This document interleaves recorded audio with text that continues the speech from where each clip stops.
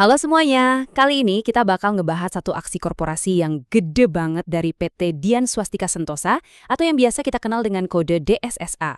Mereka baru aja ngumumin mau melakukan stock split dengan rasio yang, wah gila banget, 1:25. Nah, apa sih artinya ini buat kita para investor? Yuk kita bedah bareng-bareng. Pas denger rasio 1:25, pasti langsung kepikiran dong. Wah, berarti jumlah saham DSSA yang beredar bakal jadi 25 kali lebih banyak gitu. Pertanyaan yang bagus banget, dan jawabannya menarik. Yap, bener banget. Secara teknis, jumlah lembar sahamnya memang bakal jadi 25 kali lipat. Aksi korporasi ini namanya stock split atau pemecahan nilai saham. Dan rasio 1:25 ini langkah yang signifikan banget. Jadi, penting buat kita untuk paham betul apa dampaknya. Oke, biar nggak bingung, ayo kita kupas tuntas. Sebenarnya apa sih yang terjadi di balik layar waktu sebuah perusahaan melakukan stock split? Gampangnya gini deh, bayangin aja Anda punya satu loyang pizza utuh. Stock split itu ibarat Anda motong pizza itu jadi irisan yang jauh lebih banyak dan lebih kecil. Ukuran total pizzanya nggak berubah kan? Tetap segitu-gitu aja. Tapi sekarang lebih banyak orang yang bisa kebagian. Nah, saham juga gitu. Total nilai perusahaan di pasar nggak berubah. Yang berubah cuma jumlah lembar sahamnya jadi makin banyak. Nah, coba lihat angkanya di sini. Sebelum dipecah, nilai nominal per lembar sahamnya itu Rp25 dengan total saham sekitar 7,7 miliar lembar. Sesudah dipecah, nilai nominalnya anjlok jadi cuma Rp1 per lembar. Tapi sebagai gantinya, lihat deh jumlah total sahamnya meroket. Betul, angkanya jadi 192,63 miliar lembar saham. Gila kan? Ini jumlah yang masif banget. Dan ini menunjukkan keseriusan DSSA buat bikin sahamnya jadi lebih gampang diperjualbelikan di pasar. Nah, ini nih poin yang paling krusial buat kita para investor. Jangan panik. Kalau Anda punya saham DSSA, total nilai investasi Anda itu nggak berubah sama sekali cuma gara-gara stock split ini. Misalnya, sebelum dipecah Anda punya satu saham seharga Rp2.500.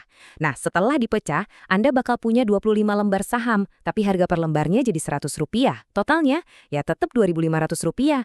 Jadi nilai aset Anda aman. Tentu aja, langkah sebesar ini nggak mungkin iseng kan? Pasti ada alasan strategis di baliknya. Sekarang, yuk kita coba cari tahu kenapa sih DSSA memutuskan untuk melakukan stock split ini? Jadi, motifnya ada dua. Pertama, mereka mau meningkatkan likuiditas. Artinya, sahamnya jadi lebih sering dan gampang ditransaksikan. Kedua, dan ini yang paling penting buat banyak orang, mereka mau memperluas basis investor. Dengan harga per lembar yang jadi jauh lebih murah, investor retail kayak kita-kita ini jadi lebih mudah untuk beli dan punya saham DSSA. Oke, sekarang kita masuk ke bagian yang paling praktis dan wajib Anda tahu sebagai investor, jadwalnya. Ada beberapa tanggal penting yang perlu banget dicatat, jangan sampai kelewatan. Perhatiin baik-baik ya jadwalnya. Tanggal 8 April itu hari terakhir saham DSSA diperdagangkan dengan harga lama. Besoknya, tanggal 9 April, harga baru udah mulai berlaku di pasar reguler dan negosiasi. Nah, puncaknya itu di 10 April atau yang disebut recording date. Di tanggal inilah perusahaan bakal ngecek siapa aja sih investor yang berhak dapat saham dengan rasio baru. Terakhir, di tanggal 13 April, saham-saham baru itu mulai didistribusikan dan bisa diperdagangkan di pasar tunai. Oke, biar lebih lengkap, kita perlu tahu juga dong siapa sih perusahaan di balik aksi korporasi ini. Sebenarnya, DSSA ini perusahaan apa? Jadi, DSSA ini ternyata adalah bagian dari grup bisnis raksasa Sinarmas. Fokus utama mereka ada di sektor energi dan infrastruktur. Portofolio bisnisnya juga macam-macam banget, mulai dari pembangkit listrik, tambang batu bara, sampai ke perdagangan emas, teknologi, dan kimia. Dan mereka ini bukan pemain baru loh, udah berdiri dari tahun 1996. Dan kalau kita kutip langsung dari pernyataan resmi mereka, semuanya jadi jelas. Tujuannya simpel, meningkatkan likuiditas dan memperluas basis investor. Inilah inti dari semua strategi stock split yang mereka lakukan. Dan ini dia pertanyaan besarnya buat kita renungkan. Dengan harga saham yang sekarang jadi jauh lebih terjangkau dan pintunya terbuka lebar buat investor retail, apakah langkah ini bakal jadi pendorong kinerja saham DSSA ke depannya? Menarik untuk kita lihat sama-sama.